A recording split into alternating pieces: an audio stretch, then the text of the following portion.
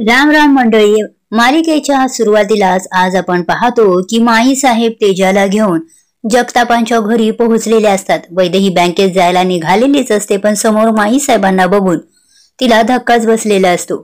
घरी येण्याचं कारण विचारता माई साहेब अगदी धाकातच तिला विचारतात, तुमच्या घरी पाहुण्यांना आत बोलवण्याची पद्धत नाहीये वाटतं, तुमच्या घरातली थोरली मंडळी कुठे आहेत? त्यावरती वैदेही म्हणते, आतमध्येच आहे, पण तुमच्या येण्याचं कारण काय सांगू? तेजा वैदेहीला सांगतो की इथे लग्नाची बोलणी करण्याकरता माई साहेब आलेले आहेत। इथे वैदेहीचा गैरसमज होतो की तिला वाटतं कदाचित तेजाचाच लग्नाचा विषय काढायला इथे माई साहेब आलेले आहेत का।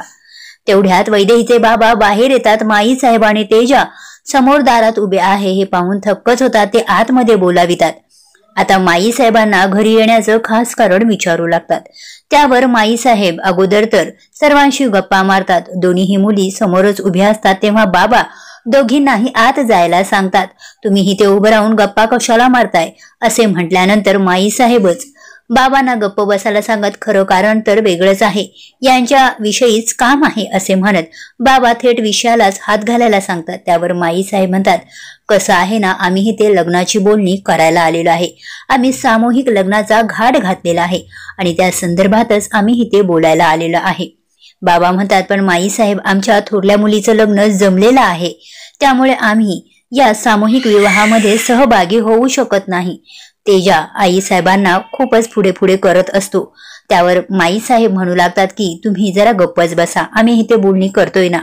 माई साहेब वैदेहीच्या आईशी गप्पा मारण्याचा प्रयत्न करतात, पण बाबा आईला शब्द बोलूही देत नाहीत। त्यावर माई साहेब म्हणतात, घरातील सगळ्या गोष्टी तुम्हीच करणार का? त्यांना सुद्धा जरा बोलू द्या की, काय करतो मुलगा, कोणाशी लग्न ठरलेलं आहे? त्यावरती आई सांगू लागतात की परेश नावाच्या मुलाशी माझ्या मोठ्या मुलीचं लग्न ठरलेलं आहे, 2-4 गाठी भेटीही झालेल्या आहेत, अजून पुढचे गोष्टी ठरवायच्या आहेत। त्यावर माई साहेबांना एक अंदाज आलेला असतो की लग्न अजून अद्याप पूर्णपणे ठरलेलं नाही। त्यावरती बाबा आईलाच म्हणतात, जे काही ते विचारतायत तू घडाघडा बोल की, नाहीतर मलाच बोलावं लागत आहे। माई साहेब बाबांना गप्प बसायला सांगतात। त्या पुढे म्हणतात, हे बघा, तुमच्या मोठ्या मुलीचं लग्न ठरलेलं आहे, परंतु ते कशा पद्धतीने करायचं हे अद्याप अजून तुमचं ठरलेलं नाही। आम्हीही ते सामूहिक विवाहाचा प्रस्ताव घेऊन आलेलो आहे आणि आमची इच्छा आहे तुम्ही ती मोडू नये। तुम्ही खरं तर तुमच्या मुलीचं लग्न करायचंच नाही असे म्हटल्यानंतर सगळ्यांनाच एक धक्का बसलेला असतो।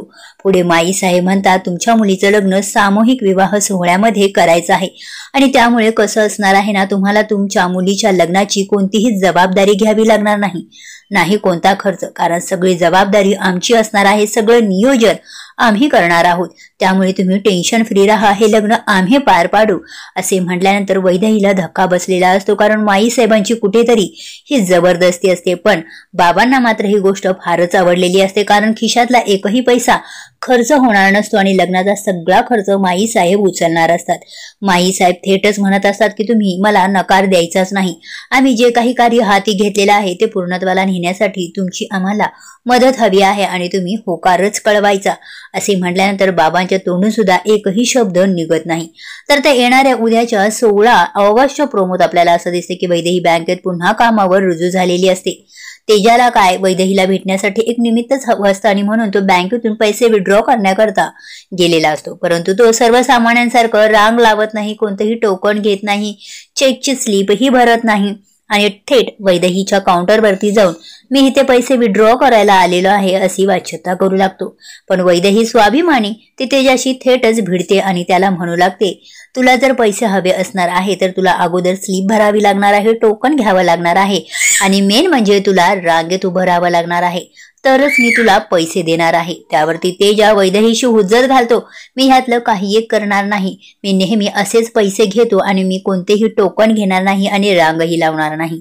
पण वैदेही ही तेजाशी भिडत स्वतःच्या गोष्टींना प्रूफ करण्यासाठी म्हणत असते की मी काही जरी झालं तरी तुला पैसे देणार नाही, तू इथून पैसे विड्रॉ करू शकत नाही। आता तेजा तर हे सगळं मुद्दामून करत आहे, वैदेही स्वाभिमानी आहे हे त्याला देखील माहीत आहे। वैदेहीशी हुज्जत घालत असताना आता तो रांगेतला उभा राहून टोकन घेऊन वैदेहीकडून पैसे विड्रॉ करेल की पुन्हा एकदा माई साहेबांच्या बँकेत हस्तक्षेप होईल की अजून नेमकं काहीतरी घडेल, पाहणे इंटरेस्टिंग असणार आहे। तरी मालिकांच्या अपडेट करता मराठी रिपोर्ट या आपल्या YouTube चॅनलला नक्की सबस्क्राईब करा। थँक्यू।